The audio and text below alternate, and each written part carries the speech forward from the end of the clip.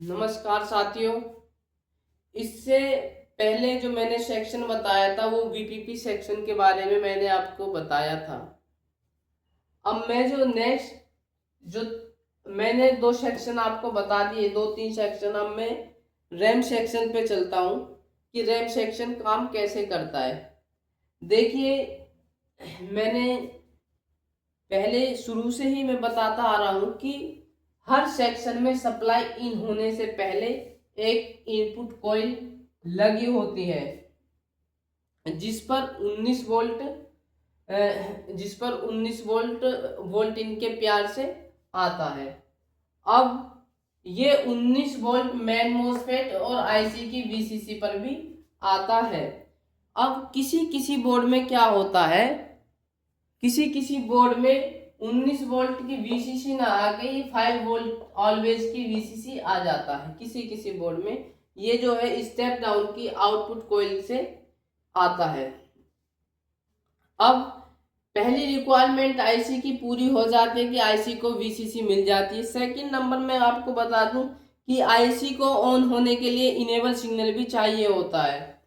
और ये आईसी को इनेबल सिग्नल जो है आईओ चिप से या आईसीएच या एसओसी और ये S5 के नाम से इस पर इनेबल सिग्नल आ जाएगा। और जैसे ही इस पर, और मैंने आपको ये बता दी, ससोन या सिसोन के नाम से अगर सिग्नल आता है तो ये आईओ चिप से आता है। अगर SLP S4 हैश के अंडरस्कोर S4 हैश के नाम से आता है तो आईओ चिप से आता है। अब देखिए, इसका आईसी की वीसीसी भी कंप्लीट हुई। सेकंड नंबर पे हमने देखा कि इसका इनेबल भी, जो आईसी को ऑन इनेबल सिग्नल भी चाहिए होता, वो भी कंप्लीट हुआ। अब जैसे ही आईसी को की रिक्वायरमेंट पूरी हो जाती है तो आईसी दोनों मोसफेट के गेट को इनेबल कर देती है। अब जैसे ही दोनों मोसफेट के गेट इनेबल होते हैं तो सप्लाई यहाँ से ऑन हो जाती है, क्योंकि ये इसकी सप्लाई जब ही आउट होगी, यहाँ से जब ही आउट होगी जब इसका गेट इनेबल होगा। अब ये सप्लाई यहाँ आएगी। यहाँ आने के बाद जितनी भी, अगर 2.5 की रैम वोल्टेज या रैम स्लॉट है तो यहाँ से 2.5 की कोई लगी होगी, उतना ही आगे भेजा जाएगा। जो जो एक्स्ट्रा वोल्टेज होगी वो ये यहां से स्विच होकर ये ग्राउंड हो जाएगी। जो एक्स्ट्रा वोल्टेज होगी वो ग्राउंड हो जाएगी। जितनी रैम वोल्टेज को चाहिए उतनी वहां पर चली जाएगी।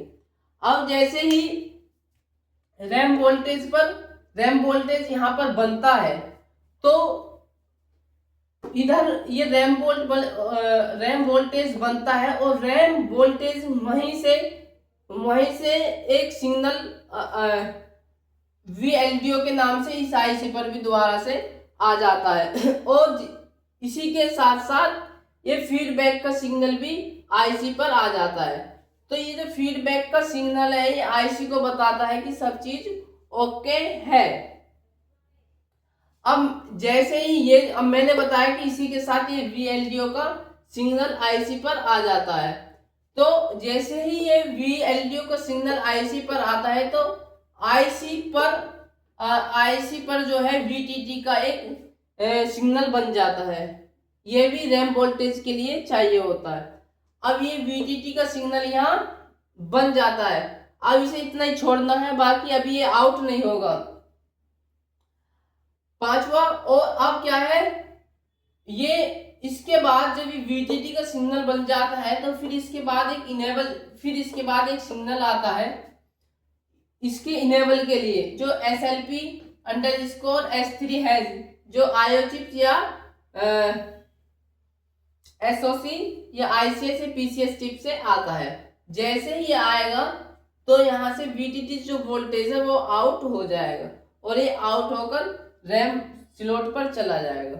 और जैसे ही रैम स्लॉट पर जाएगा तो पी गुड का सिग्नल आउट हो जाएगा। अब देखिए, एक चीज और है यहाँ पर कि यहाँ पर पहले से ही 5 वोल्ट रहता है।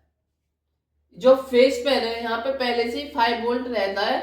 इसमें क्या होगा, जितना वोल्टेज इधर आउट होगा, जैसे 5 वोल्ट यहाँ है तो 2.5 वोल्ट ये है, तो यानी कि प्लस 2.5 यानी कि 75 वोल्ट प्लस हो जाएगा और ये बूस्ट, ये जो सप्लाई है और बूस्ट हो जाएगी।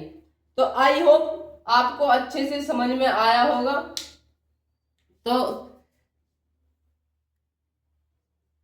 थैंक यू, धन्यवाद। और मैं एक बार दोबारा से आपको बता दूं, मुझे लगता है कि कोई दिक्कत नहीं रही होगी, और फिर भी अगर कोई दिक्कत है तो आप कमेंट सेक्शन में पूछ सकते हैं। दोबारा से एक बार और रिपीट कर देता हूं। देखिए, वीसीसी 19 वोल्ट मेन मोस्फेट पर आया, आईसी को वीसीसी मिली 1 नंबर पे ही, और ये 5 वोल्ट ऑलवेज और में है, मतलब अगर ये नहीं होगा तो ये आ जाएगा, ये 5 वोल्ट स्टेप डाउन सेक्शन की आउटपुट कॉइल से आएगा। और ये सस ऑन या सिस ऑन के नाम से इनेबल सिग्नल आ जाएगा, या SLP_S4 हैज के नाम से आ जाएगा। जैसे ही ये आएगा तो आईसी दोनों मोस्फेट का फिर गेट इनेबल कर देगी। जैसे ही गेट इनेबल कर देगी तो सप्लाई ड्रेन से सोर्स पर आ जाएगी, और ये जितनी वोल्ट इस पर भी इस फेस पर 5 वोल्ट चली जाएगी, और जो जितने वोल्ट रैम को चाहिए होता है उतने वोल्ट की यहाँ एक कोइल लगी होती है। ये जो कोइल है, अब जैसे ही ये इस पर जाएगा तो जितनी ये बूस्ट है बूट, तो जितनी आप 5 वोल्ट पहले थी तो ये प्लस हो जाएगी, तो सप्लाई को बूस्ट करने का काम करेगी। अब जैसे ये रैम वोल्टेज पे गई तो ये नाम चेंज होकर इस आईसी पर भी आ जाता है, जो VLDO के सिग्नल के नाम से आता है, और यहीं से रैम स्लॉट पर भी चला जाता है। जैसे ही रैम वोल्टेज बनता है तो आईसी को एक फीडबैक मिलता है कि रैम वोल्टेज सही आउट हो रहा है या नहीं, ये इसको आईसी को बता देता है।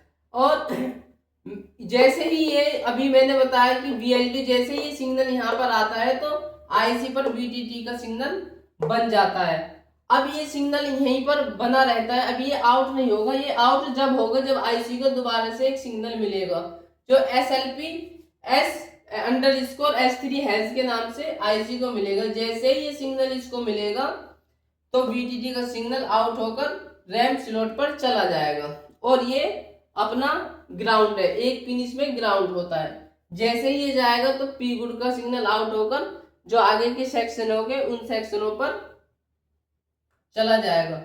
अब देखिए, जो सस ऑन और सिस ऑन के नाम से जो सिग्नल आएगा इस पर या इस पर, देखिए ये जो है ये आयो चिप से आते हैं। अगर SLP_S3 हैज या SLP_S4 हैज के नाम से आता है तो ये तो समझ जाना है कि ICH या PCH चिप से आया है।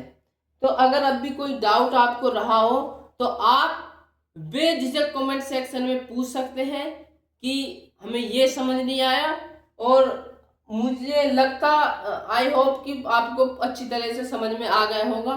तो थैंक यू, धन्यवाद। मिलते हैं नेक्स्ट सेक्शन में, और बने रहिए मेरे साथ जुनून के साथ, क्योंकि किसी ने कहा था कि गुमराह तो वो